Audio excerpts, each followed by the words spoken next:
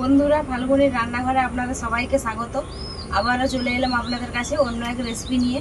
তো আজকে আমি একদম দোকানের মতো মুচমুচে পেঁয়াজি বানাবো। পেঁয়াজিটা কিভাবে বানালে একদম মুচমুচে হয় আর দোকানের মতো হয়, সেটাই আপনাদের কাছে আমি শেয়ার করব।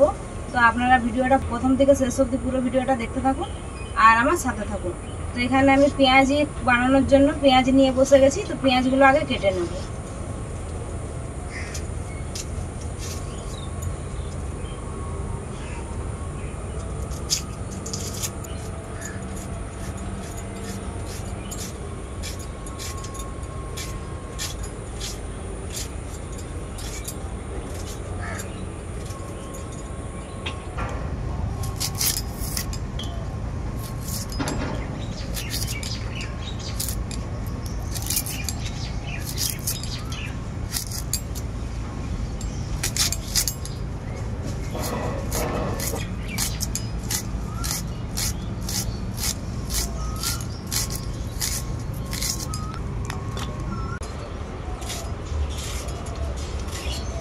পেঁয়াজ কাটতে কাটতে দেখুন বন্ধুরা, আমার চোখ দিয়ে জল বেরিয়ে যাচ্ছে। পেঁয়াজের এতটাই ঝাঁজ।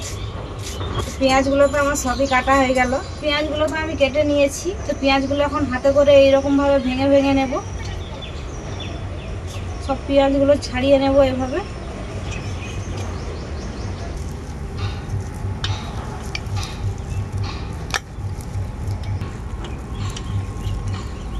এই পেঁয়াজের মধ্যে আমি এখন কিছু উপকরণ মিশিয়ে নেব।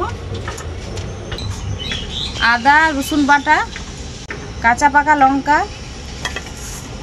শুকনো লঙ্কার কুচি, হলুদের গুঁড়ো, আর দেবো গোলমরিচের গুঁড়ো, আর দেবো অল্প একটু চাট মশলা, পরিমাণ মতো লবণ। একসাথে আমি সব কিছু ভালো করে মাখিয়ে নেব এইভাবে।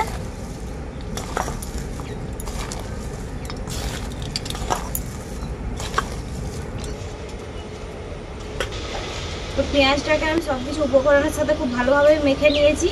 এরপর আরও কিছু উপকরণ আমি এর মধ্যে দিয়ে দেব। এর মধ্যে আমি দিয়ে দেব কর্নফ্লাওয়ার পরিমাণ মতো। এরপর দিয়ে দেব বেসন পরিমাণ মতো। তো আপনাদের কাছে যদি চাল গুঁড়ি থাকে তাহলে কর্নফ্লাওয়ার দেওয়ার দরকার নেই, চাল গুঁড়ি দিয়ে দেবেন।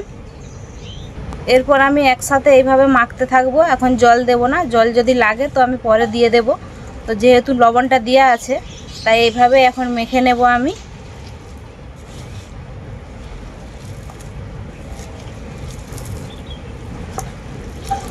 তো বন্ধুরা, আমার তো আর জল লাগলো না, এমনিতেই মাখানো হয়ে গেল। তো এইরকম শক্ত শক্তই কিন্তু থাকবে।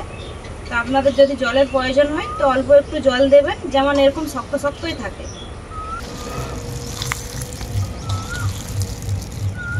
আঁচটাও খুব ভালোভাবে উঠে গেছে। কড়াইটা আমি বসিয়ে দেব উনুনে। কড়াইটা ভালোভাবে গরম হয়ে গেছে। কড়াইতে দিয়ে দেব সাদা তেল। ওইদিকে তেলটা গরম হতে থাক, আমি ততক্ষণে ব্যাটারটাকে এইরকম গোল লাড্ডুর মতো বানিয়ে নেব।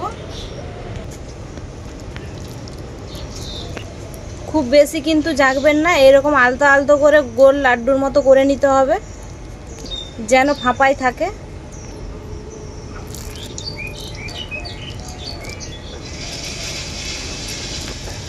বেশি জোরে কিন্তু চাপলে হবে না, এইরকম আলতো আলতো করে লাড্ডুর মতো করে নেবেন।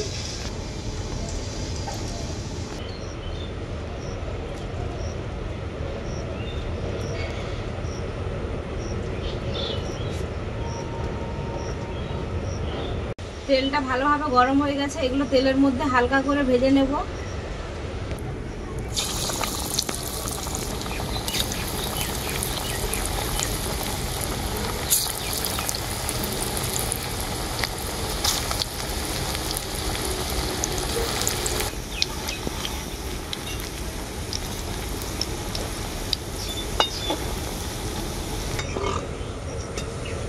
খুব বেশি ভেজে নেবেন না, কিন্তু একদম হালকা করে ভাজা হবে, কিন্তু উপরটা লাল মতো হয়ে যাবে।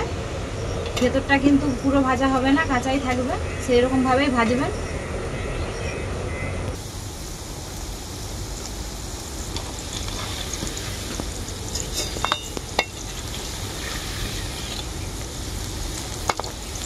লাল মতন ভাজা হয়ে গেছে।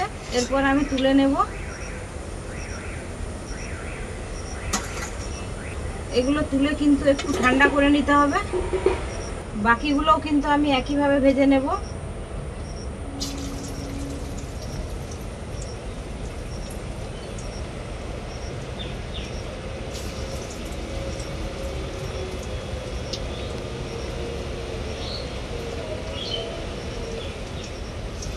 এগুলো কিন্তু হালকা করে ঠান্ডা হয়ে গেছে, আর আমি একটা বাটি নিয়েছি, এই বাটিতে করে এরকম চেপে চেপে চ্যাপটা মতো করে নেব।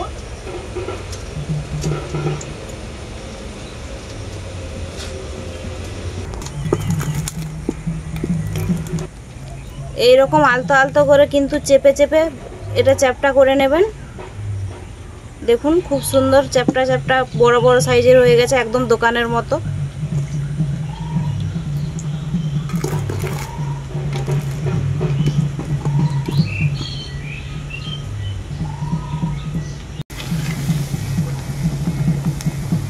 এগুলো হালকা করে ভাজা হয়ে গেছে, এগুলো আমি তুলে নেব।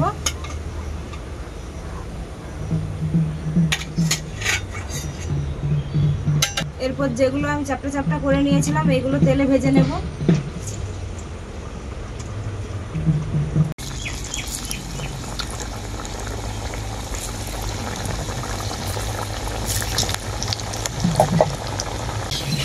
এক পিঠটা ভাজা হয়ে গেছে ভালো করে, আরেক পিঠটা পাল্টে নেব।